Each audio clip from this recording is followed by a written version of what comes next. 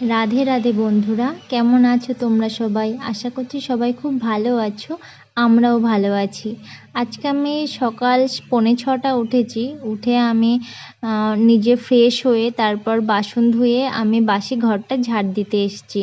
তো আমি সকালে উঠেছি কেন তোমরা দেখতে পাবে, আর ভিডিওটা স্কিপ না করে তোমরা পুরোটা দেখতে থাকো আমি সারাদিনে কি করি। তো আমি ঘরটা ঝাড় দিচ্ছি। তারপর দেখো আস্তে মানে ঝাড় দিতে দিতে মাম্মাম উঠে পড়েছে। মাম্মাম উঠে পড়লে ওর পাপাও উঠে গেছে।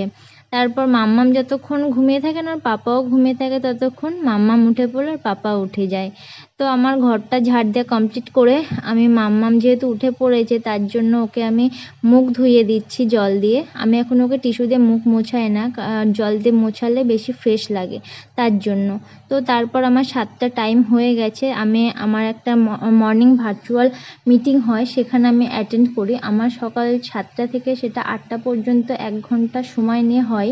তারপর ওখানে একটু এক্সারসাইজ হয়, সেটা আমি করি। আর সকালে নিজের জন্য 1টা ঘন্টা আমি দিই, বাদবাকিটা আমি সংসারের পেছনে আর মেয়ের পেছনে দিই। তো আমার 1 ঘন্টার ক্লাব মিটিং শেষ হলে তারপর আমি চলে এসেছি মাম্মামের খাবার বানাতে। মাম্মামের খাবার বানানো হয়ে গেলে ওকে আমি খাইয়ে দিলাম। 8টা সাড়ে 8টার মধ্যে ওকে আমি খাইয়ে দিই। কোনো দিন মানে সাড়ে 8টার মধ্যে হয়ে যায় খাওয়ানো আমার 8টার ক্লাস শেষ হলে। তো তারপর বাসনগুলো যে ধুয়ে রেখেছিলাম ওগুলো জল ঝরে গেছে, আমি সেইগুলো জায়গা মতন রেখে দিচ্ছি। আর তোমরা হয়তো ভাবছো আমি কেন আমার হাজব্যান্ডের জামা পরেছি। তো হাজব্যান্ডের জামা পরেছি এই কারণে, তোমরা দেখলে আমি সকালে যে মর্নিং ভার্চুয়াল মিটিংটা অ্যাটেন্ড করেছি সেখানে আমাদের 3 দিন 3 রকম ড্রেস লাগে। তো আজকের ড্রেস কোড ছিল ব্ল্যাক কালার। আমার ব্ল্যাক কালারের কুর্তি আছে, টি শার্ট নেই। তো আমাদের যেহেতু এক্সারসাইজ করতে হয় এই জন্য কুর্তি পরে হয় না, তার জন্য আমি হাজব্যান্ডের টি শার্ট পরেছি। তারপর আমি আমার এনার্জি ড্রিঙ্কটা বানাচ্ছি, আর সাথে বিস্কুটটা আমি খুলে খাবো কারণ আমার ভীষণ খিদে পেয়েছে। সেদিন বিস্কুট প্যাকেটটা আনা হয়েছিল, এখনও খোলা হয়নি, তার জন্য আমি খুলে নিলাম আর তারপরে খাচ্ছি। এটার জন্যই না আমি সারাদিন আমি মানে এনার্জি পাই। আমার সারাদিন যতই আমি কাজ করি আমার এনার্জি লস্ট হয় না। তো আগে ভীষণ কষ্ট হতো, এখন অসুবিধা হয় না, এখন খুব ভালো আছি আগের থেকে। তারপর বরের জন্য এনার্জি ড্রিঙ্কটা বানিয়ে ওকে দিয়ে দিলাম, ও খাচ্ছে। আর এটা শেষ করে আমি আমার সকালে নিউট্রিশন খাই। এটাকে আমি সকালে ব্রেকফাস্ট হিসেবেই খাই। আর এরপরে খাওয়ার পরে আমি সকালে আর কিছু খাই না। তারপর আমি এটা বানিয়ে রেখে দিলাম। আর তারপর সব কিছু হয়ে যাওয়ার পরে আমি সবজি কাটছি রান্না করব বলে। তো আজকে পটল রান্না করব, দেখতে পাচ্ছ তোমরা পটল কাটছি। তারপর আমি রান্নাটা বসিয়ে দিয়েছি। আমার 10টার মধ্যে আমার রান্না কমপ্লিট হয়ে যায় আর হাজব্যান্ডকে খেতেও দিয়ে দিই। তো দেখো আমি রান্না করছি ওদিকে, আর এদিকে এসে মাম্মামের সাথে খেলা করছি। আমরা দুজনে যতটুকু সময় পাই না মাম্মামের সাথে দেওয়ার চেষ্টা করি, কারণ ও তো এই শৈশবটার ফিরে পাবে না আর আমরাও এই দিনগুলো ফিরে পাবো না। তো যাই হোক, তো আমি আজকে এইগুলো জিনিস রান্না করেছি। আর মাম্মামের জন্য ডাল সেদ্ধ ডিম সেদ্ধ তুলে রেখেছি। আর তারপর ওকে খেতে দিয়ে আমি রাতের যে বাসি জামা কাপড়গুলো ছিল সেগুলো নিয়ে চলে এসেছি ধুতে। ও 12টার সময় অফিস চলে যাবে, তার মধ্যে আমাকে সব কাজ কমপ্লিট করতে হবে।